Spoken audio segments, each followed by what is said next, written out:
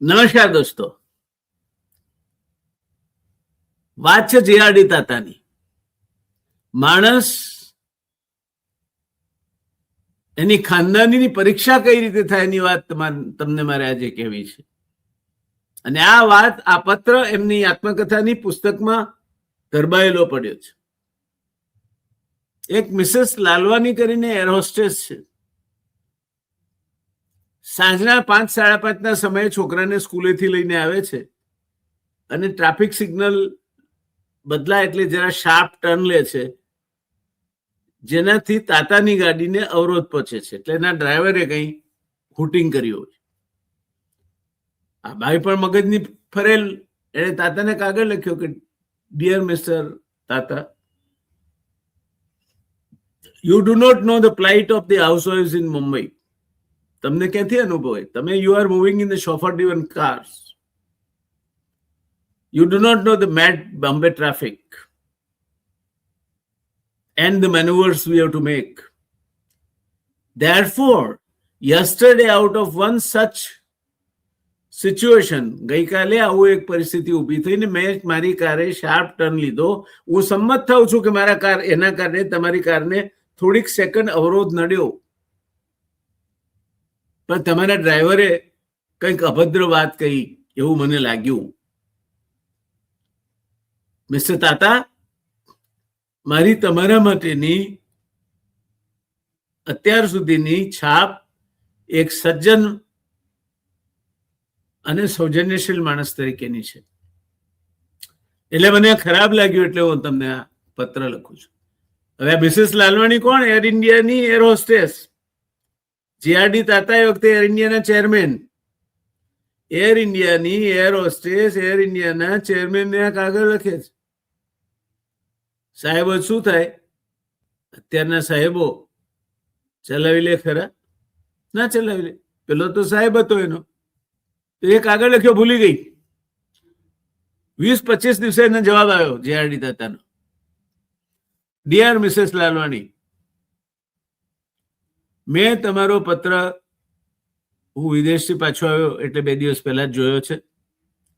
મારા નામથી આવેલા પત્રો ખોલવામાં નથી આવતા, એ હું જ ખોલું છું. અને એટલે તમારો પત્ર ખોલ્યા વગર પડ્યો રહ્યો હતો. મેં પત્ર ખોલીને હકીકત વાંચી છે. શરૂઆતથી હું સ્ત્રીઓ પ્રત્યે રાજપૂતો જેવી સૌજન્યશીલતા શીખ્યો છું, અને હું એમાં ચૂક્યો એનું મને દુઃખ છે. એવું તમને લાગ્યું એનું મને દુઃખ છે. મારા વતી મારી દિલગીરી સ્વીકારશો. એટલું જ નહીં, પણ હું આ સાથે બુકે ઓફ ફ્લાવર મોકલું છું a sign of my apology, and some sweet chocolates for you to forgive me, you and your child. સાહેબ, એર ઇન્ડિયાનો ચેરમેન હોય ને તો માખી ભર્યો તો લાલવાણી ગરબેગી કરી દીધો. એના બદલે આ માણસ માફી માંગે છે ને, એ કે છે કે રાજપૂતોના જેવું સૌજન્યશીલતા સ્ત્રીઓ માટે હું જન્મ્યો ત્યારથી પાળતો આવ્યો છું, અને મારાથી આવું વર્તન કેમ થયું એ માટે હું મારી જાતને માફ નથી કરી શકતો. મને યાદ પણ નથી કે આવું થયું છે કંઈ. પણ તમે કહો છો તમારા મગજમાં આવી છાપ પડી, તે પણ મારા માટે યોગ્ય નથી, અને એટલે હું તમારી માફી માંગુ છું. અને ભૂલના એકરાર બદલ હું તમને આ સાથે એક બુકે ઓફ ફ્લાવર્સ અને ચોકલેટ્સ મોકલાવું છું. મને માફ કરશો ને? અને ડોન્ટ ચેન્જ યોર ઇમ્પ્રેશન. તમારી મારા માટેની જે એક સદગ્રસ્ત તરીકેની છાપ છે તે બદલતા નહીં બેન. આ ખાનદાની છે, આ ખાનદાની છે, આ ખાનદાની છે. કોયલડીને કાગ વાને વર્તારો નહીં, જીબલડીમાં જવાબ સાચું સોરટીઓ પડે.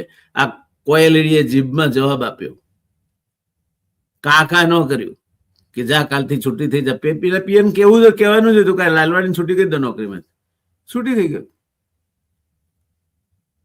પણ દોસ્તો, લડો, દુશ્મન પણ દાનો હોવો જોઈએ. મારી માં હંમેશા કહેતી કે રાણીની સાથે લડીએ તો રાજ દરબાર જોવા મળે, અને દાસીની સાથે ઝઘડીએ તો ઘરના ખૂણે પેશી જવું પડે એવી લવઈ કાઢે મોઢામાંથી. હવે જીઆરડી તાતા વિશે શું કેવું છે તમારે?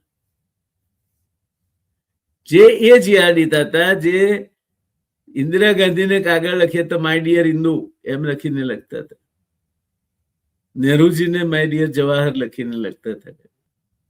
That grand old man of Tata Sons, a great businessman, and above all a gentleman par excellence. એ જીઆરડી તાતાની વાત છે.